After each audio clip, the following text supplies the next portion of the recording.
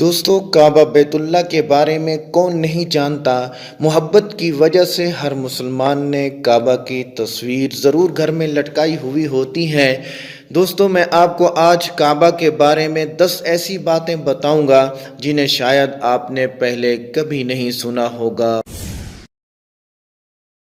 دوستو خانہ کعبہ مکہ کے پہاڑوں میں ڈھلوان والی جگہوں میں موجود ہے، جس کی وجہ سے جب بھی بارش ہوا کرتی تھی تو وادی میں سیلاب آ جایا کرتا تھا اور خانہ کعبہ کے چاروں طرف پانی اکٹھا ہو جایا کرتا تھا، اور اس وقت اس پانی کی نکاسی کے کوئی خاص اسباب نہ تھے، لیکن مسلمان اس وقت بھی خانہ کعبہ کا طواف کیا کرتے تھے اور تیراکی کر کے طواف کرتے تھے۔ کئی سالوں تک لوگ یہ اندازہ لگاتے رہے کہ خانہ کعبہ اندر سے کیسا نظر آتا ہے۔ وہ لوگ بڑے خوش نصیب ہیں جن کو خانہ کعبہ کے اندر داخل ہونے کی سعادت حاصل ہوئی، اور ایک خوش نصیب اور بھی ہے جس کو خانہ کعبہ کے اندر کی تصویر لینے کی سعادت حاصل ہوئی۔ پھر لاکھوں کروڑوں لوگوں نے یہ تصویر آن لائن دیکھی اور انڈین لوگوں کے وہم بھی دور ہو گئے جو یہ کہتے تھے کہ ہمارے دیوتا کی مورتی اندر رکھی ہوئی ہے۔ دوستو خانہ کعبہ کا اندرونی حصہ ماربل اور ہرے رنگ کے کپڑے سے ڈھکا ہوا ہے۔ دوستو خانہ کعبہ کو کھولنے کے لیے جن چابیوں کا استعمال ہوتا ہے وہ کوئی سعودی حکومت کے پاس نہیں ہیں، بلکہ نبی کریم صلی اللہ علیہ وسلم کے ایک صحابی کے خاندان کے پاس ہیں۔ فتح مکہ کے بعد پیارے نبی صلی اللہ علیہ وسلم نے خانہ کعبہ کی چابیاں سونپ دی تھیں۔ پیارے نبی صلی اللہ علیہ وسلم نے یہ چابیاں اپنے پاس رکھنے کی بجائے بنی شیبہ خاندان کے عثمان بن طلحہ کو دے دی تھیں۔ اس وقت سے لے کر آج تک خانہ کعبہ کی چابیاں حضرت عثمان بن طلحہ رضی اللہ تعالی عنہ کے خاندان کے پاس ہی ہیں۔ پیارے نبی صلی اللہ علیہ وسلم کے فرمان کے مطابق یہ چابیاں قیامت تک انہی کے پاس رہیں گی۔ حضور صلی اللہ علیہ وسلم نے فرمایا تھا کہ اے بنی طلحہ، یہ چابیاں روز قیامت تک تیری تحویل میں رہیں گی، سوائے اس کے کہ وہ زور زبردستی غیر اخلاقی طریقے سے چھین لے جائیں، لیکن وہ شخص ظالم ہوگا۔ کیا آپ کو معلوم ہے خانہ کعبہ کی تعداد 2 ہے؟ خانہ کعبہ کے بالکل اوپر آسمانوں میں ایک کعبہ اور بھی ہے جسے حدیث پاک میں بیت المعمور کہا گیا ہے۔ نبی کریم صلی اللہ علیہ وسلم نے معراج کا واقعہ سناتے ہوئے فرمایا کہ جب مجھے بیت المعمور دکھایا گیا تو میں نے اس کے بارے میں حضرت جبریل علیہ السلام سے پوچھا تو انہوں نے فرمایا یہ بیت المعمور ہے جہاں روزانہ 70,000 فرشتے اللہ کی عبادت یعنی طواف کرتے ہیں، اور جب وہ یہاں سے چلے جاتے ہیں کبھی واپس بھی نہیں آتے، مطلب ہر دن ایک نیا دستہ یہاں آتا ہے۔ دوستو ہم لوگوں کو خانہ کعبہ کے کالے کپڑے اور سونے کے دھاگوں سے سلے ہوئے غلاف کو دیکھنے کی ایسی عادت ہو چکی ہے کہ ہم خانہ کعبہ کو کسی دوسرے رنگ میں تصور بھی نہیں کر سکتے۔ مگر کیا آپ کو پتہ ہے پہلے خانہ کعبہ پر مختلف رنگوں کے کپڑے بھی پہنائے جاتے تھے، جن میں ہرا، سبز، لال اور سفید رنگ شامل ہے۔ جس کپڑے سے خانہ کعبہ کو کور کیا جاتا ہے اسے کسوہ کہتے ہیں۔ یہ کپڑا خالص ریشم کا بنا ہوتا ہے۔ اس پر قرآن پاک کی کئی آیتیں سونے کے دھاگے سے لکھی ہوئی ہوتی ہیں۔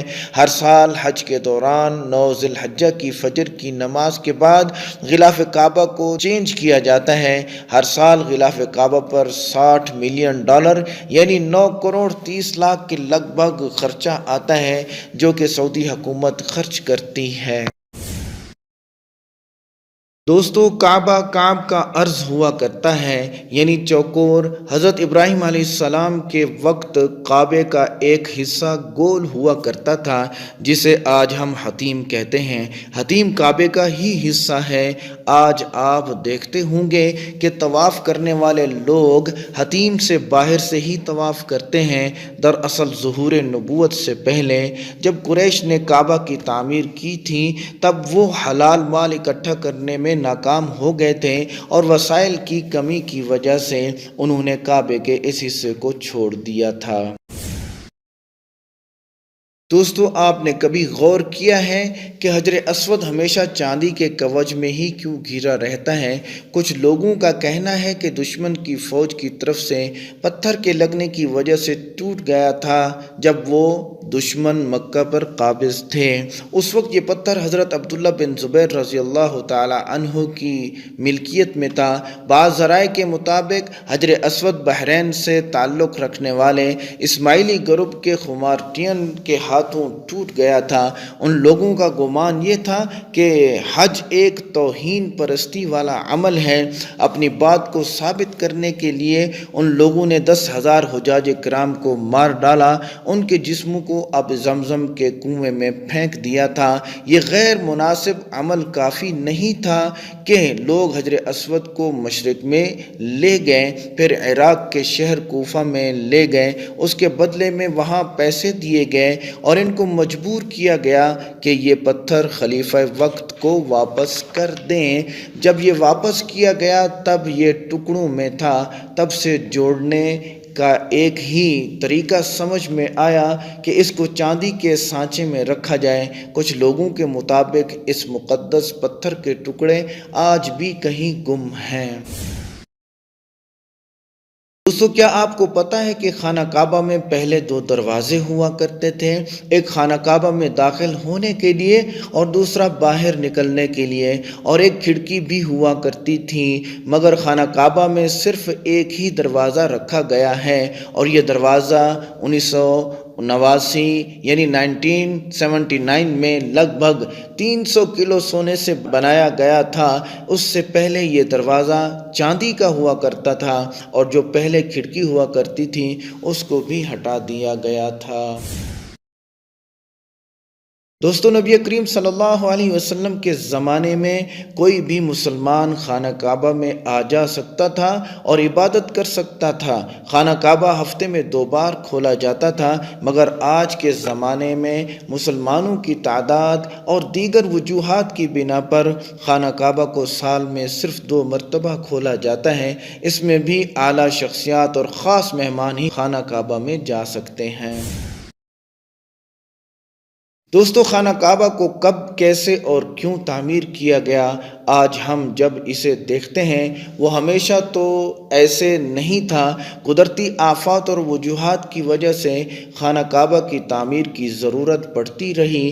دوستو، ہم میں سے اکثر لوگ سوچتے ہیں کہ کعبہ کی تعمیر سب سے پہلے حضرت ابراہیم علیہ السلام اور ان کے بیٹے حضرت اسماعیل علیہ السلام نے کی، مگر ایسا نہیں۔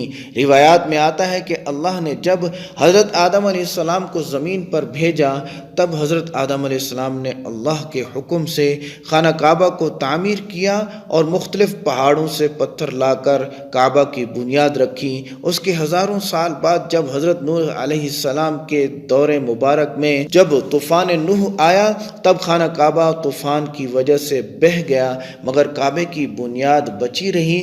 بعد میں حضرت ابراہیم علیہ السلام نے اللہ کے حکم سے اپنے بیٹے حضرت اسماعیل علیہ السلام کے ساتھ مل کر اسی بنیاد پر خانہ کعبہ کی پھر سے تعمیر کی۔ پھر نبی کریم صلی اللہ علیہ وسلم کے زمانے میں ظہور نبوت سے پہلے قریش والوں نے پھر سے خانہ کعبہ کو تعمیر کیا۔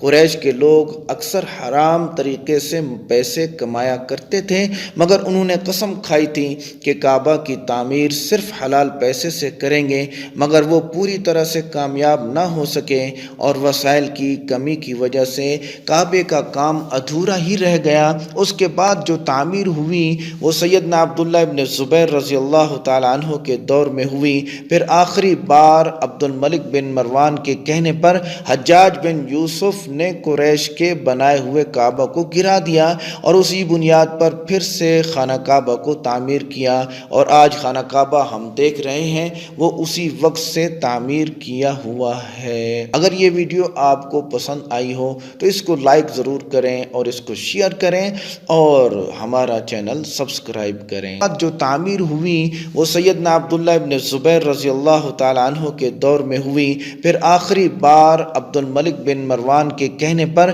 حجاج بن یوسف نے قریش کے بنائے ہوئے کعبہ کو گرا دیا اور اسی بنیاد پر پھر سے خانہ کعبہ کو تعمیر کیا، اور آج خانہ کعبہ ہم دیکھ رہے ہیں وہ اسی وقت سے تعمیر کیا ہوا ہے۔ اگر یہ ویڈیو آپ کو پسند آئی ہو تو اس کو لائک ضرور کریں اور اس کو شیئر کریں اور ہمارا چینل سبسکرائب کریں۔